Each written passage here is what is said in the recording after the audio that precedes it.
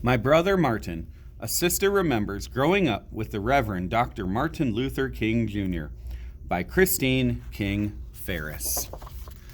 I have a dream that one day little black boys and black girls will be able to join hands with little white boys and white girls as sisters and brothers. I have a dream today.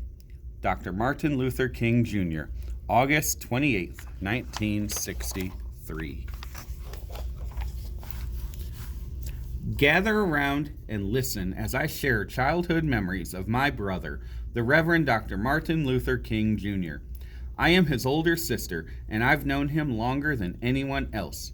I knew him long before the speeches he gave, and the marches he led, and the prizes he won. I even knew him before he first dreamed the dream that would change the world. We were born in the same room, my brother Martin and I. I was an early baby, born sooner than expected. Mother dear and Daddy placed me in the shift robe drawer that stood in the corner of their upstairs bedroom. I got a crib a few days afterward. A year and a half later, Martin spent his first night in that hand-me-down crib in the very same room. The house where we were born belonged to Mother dear's parents, our grandparents, the Reverend and Mrs. A.D. Williams.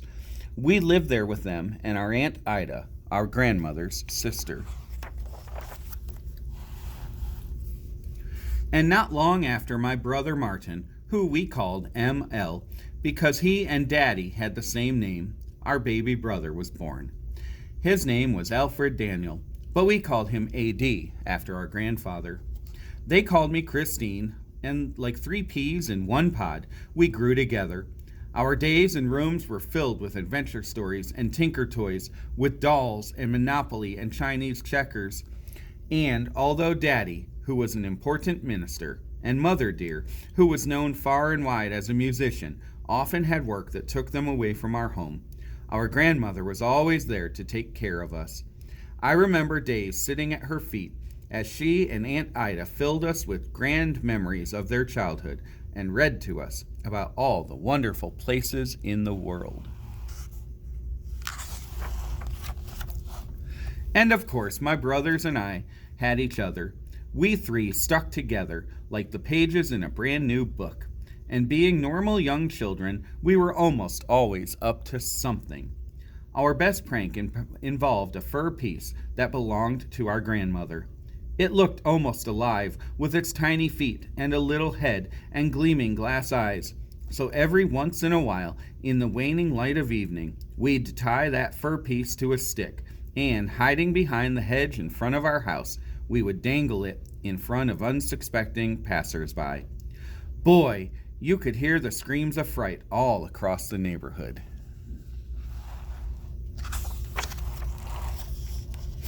Then there was the time that Mother dear decided that her children should all learn to play the piano.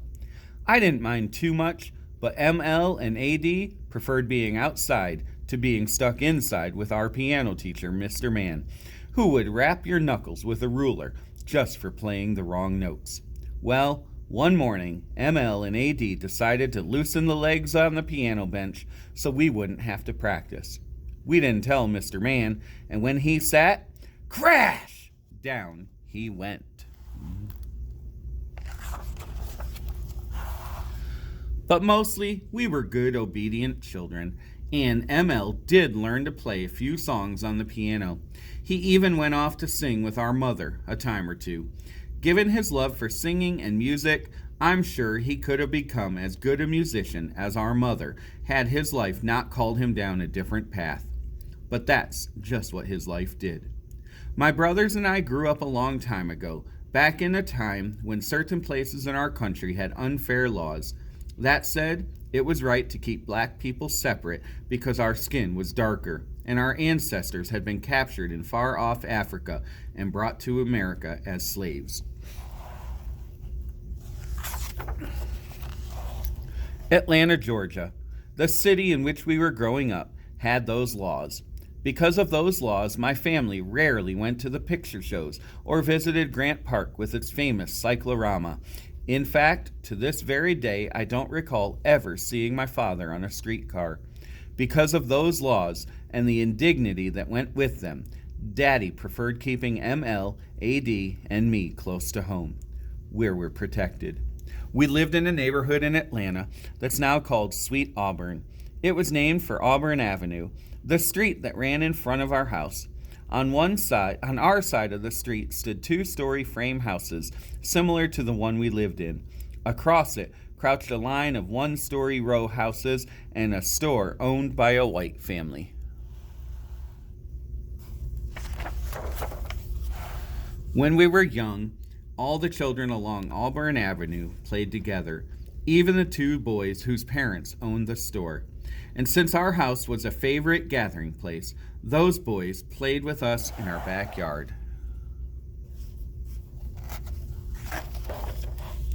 And ran with ML and AD to the firehouse on the corner where they watched the engines and the firemen. The thought of not playing with those kids because they were different, because they were white and we were black, never entered our minds.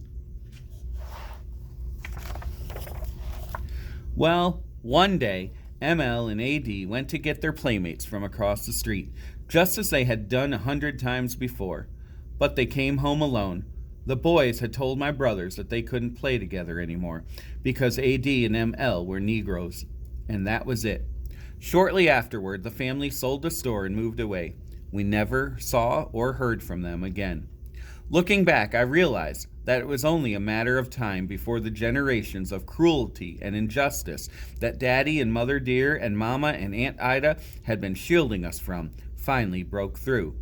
But back then, it was a crushing blow that seemed to come out of nowhere.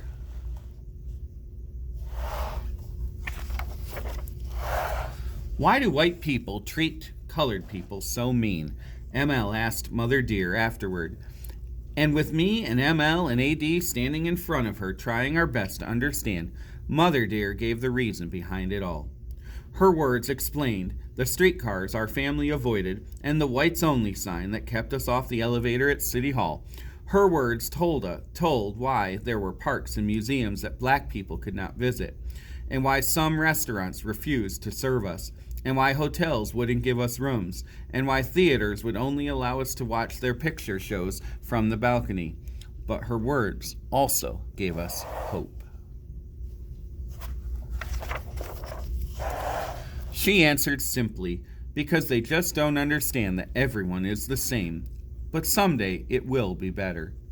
And my brother ML looked up into our mother's face and said the words I remember to this day. He said, "Mother Dear, one day I'm going to turn this world upside down."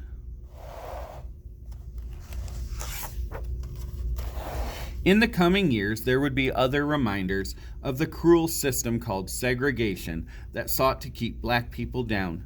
But it was Daddy who showed ML and AD and me how to speak out against hatred and bigotry and stand up for what's right.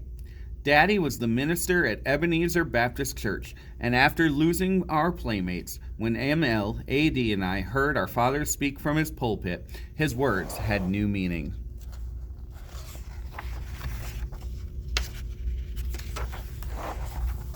And Daddy practiced what he preached. He always stood up for himself when confronted with hatred and bigotry, and each day he shared his encounters at the dinner table. When a shoe salesman told Daddy and ML that he'd only serve them in the back of the store because they were black, Daddy took ML somewhere else to buy new shoes. Another time, a police officer pulled Daddy over and called him boy. Daddy pointed to ML sitting next to him in the car and said, "This is a boy. I am a man, and until you call me one, I will not listen to you." These stories were as nourishing as the food that was set before us. Years would pass, and many new lessons would be learned. There would be numerous speeches and marches and prizes, but my brother never forgot the example of our father, or the promise he made to our mother on the day his friends turned him away.